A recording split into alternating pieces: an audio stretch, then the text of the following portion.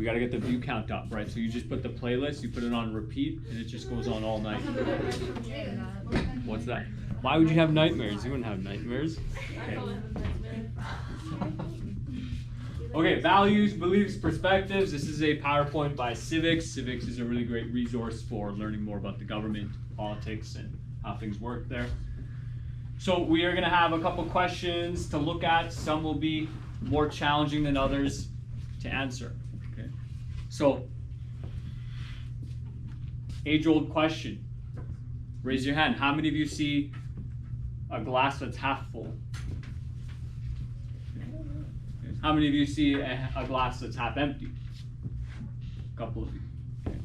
Does anyone want to share their thoughts and feelings on this image? Here, we'll go back there and then we'll go to you.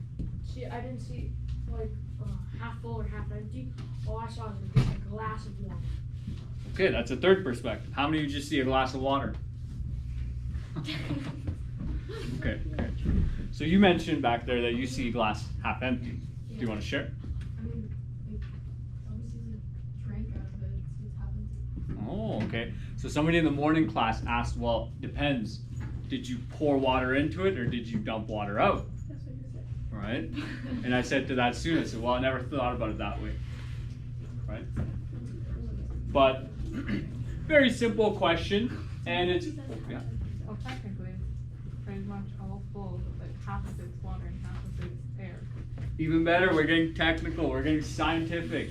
Okay? It's completely full, just not entirely with water. So it's a very simple litmus test, just to see. You know, some people view the world very differently. Well, not some people. Everyone has their own view of the world, right? But you know, if you think that, hey, the glass is half full, maybe you're more focused on what's actually in there, or it's full, right? There's so much in there. There's stuff you can't even see, right? If you think that the glass is half empty, maybe you're focused on what's missing, right? Or the other way around, right? People who say, well, it's half empty might be like, hey, listen, you're not being realistic about what's actually there, right? It's half empty. It's not fully available. We could do so much more, right? Maybe the other people who are glass half full are thinking, well, this is good enough. It's half a glass of water. It's better than no water, right? So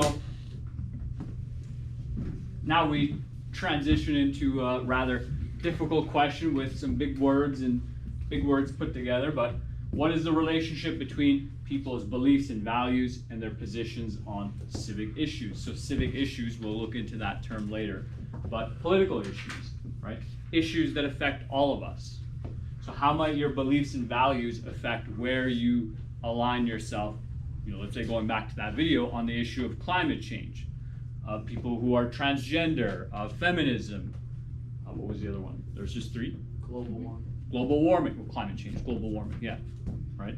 How would your beliefs and values, or better yet, would your beliefs and values impact what you might think and how you might act on that issue?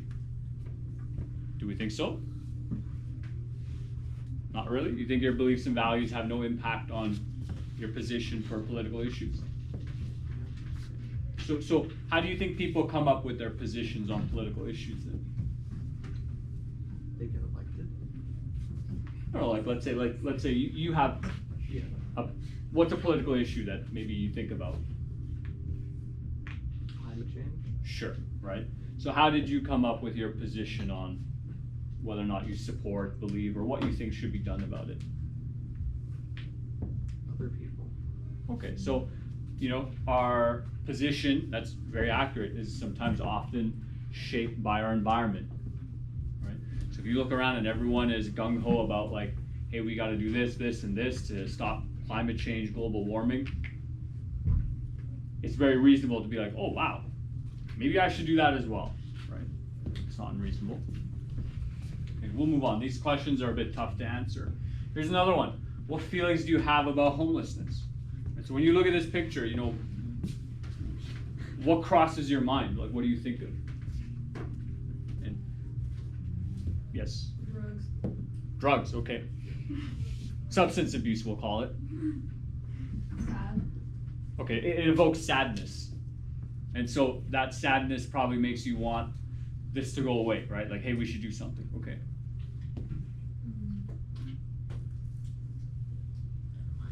It's okay, you can say whatever you want. It's like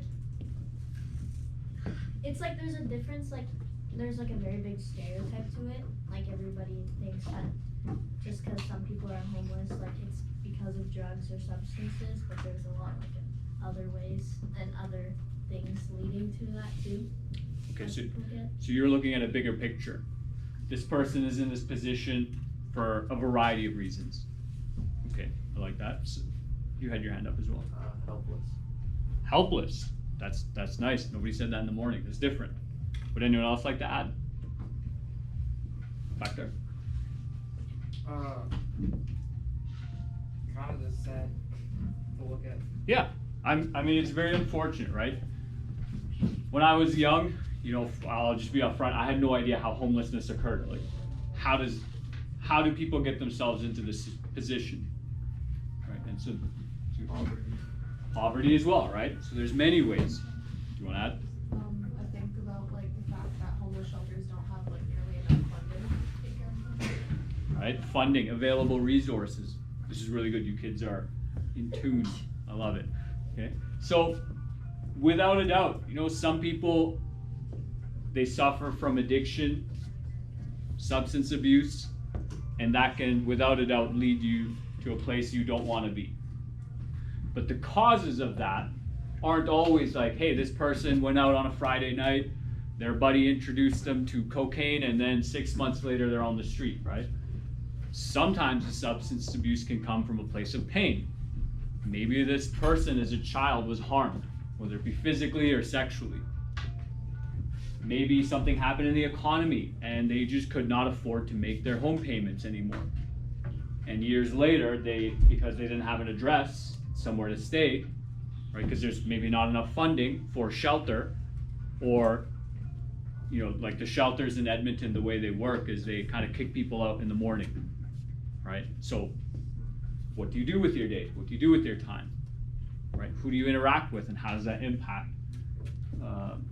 your life, right? And so many people might see homelessness and think, well, something should be done. These people should be provided with a place to live. And homelessness is complicated because it's not just, as we discussed, it's not just not having a house. There could be addiction involved. There could be some sort of trauma, some sort of abuse involved as well. It could also be a matter of intelligence. You know, some people just aren't capable of taking care of themselves.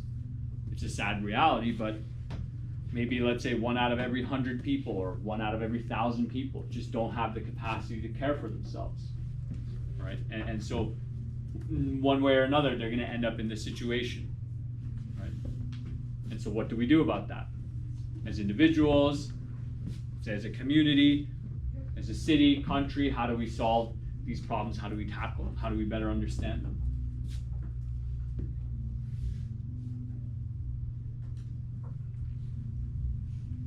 So, what are different things that the government could do? Like what perspectives, how can the government respond to this issue? So you had already mentioned funding, right? So some people say, well, the government should put more funding into homeless shelters and caring for those who are in these situations, right? That's definitely one perspective. Anything else? It's kind of a difficult question because like if there is an addiction problem, like it's kind of hard to like stop addiction, obviously. So if they're going to be asking for help and stuff, it's kind of hard because what's the government going to do if they're not willing to actually put an effort to be helped? But obviously I feel bad for everybody that's like out on the streets. I wish that they could have a warm home and stuff like that. Oh, for sure, right? Yeah. There's all that kind of stuff Mhm. involved. And you bring up a good point. So there's a really good quote, I think, by a guy named Hippocrates. It's about helping people. The quote more or less goes that before you set out to heal someone, make sure they want to be cured from their sickness, right? And so it's tricky, like particularly the policies in Edmonton. I'm going to reference Edmonton a lot because I live there and I don't quite know exactly what's going on in Leduc politically, but I would assume it's not too different. You can't just force someone into a treatment center, right? You can't force someone into a housing situation where it's like, hey, you're incapable of taking care of yourself, you actually can't leave. Right? I mean, that's basically imprisonment, right? And it's quite sad. I know people who work in the prison system and who are guards, and you know, they talk about people who come and go regularly, particularly during winter. They'll, you know, rob some corner store or whatever, police gets called, they get arrested, they go to prison for 6 months, and it's easier to be in prison than it is to be on the street during winter. Right? And so, okay, actually I'll let you. I just wanted to add on to like what she said about like addictions and stuff. There's not like enough rehab beds in Alberta, just in general. Mhm. Like wait lists can be up to like 6 months, and I think that's just something that shouldn't be happening. Because people who do want to get help can't get help Mm-hmm. because there's not enough help. There's a finite amount of resources, meaning it's limited, Mhm. right? The government gets a certain amount of money from taxes, and they can only put so much money in so many places, right? And so definitely, if you're someone who does want to help themselves, who does want to get out of this situation, as long as it may take, imagine going somewhere for help and being told, well, you need to wait 6 months. I don't know about you kids, but I don't think I could survive the next 6 months outside, considering it's September. Okay, like a one good -40 night, no more Mr. K.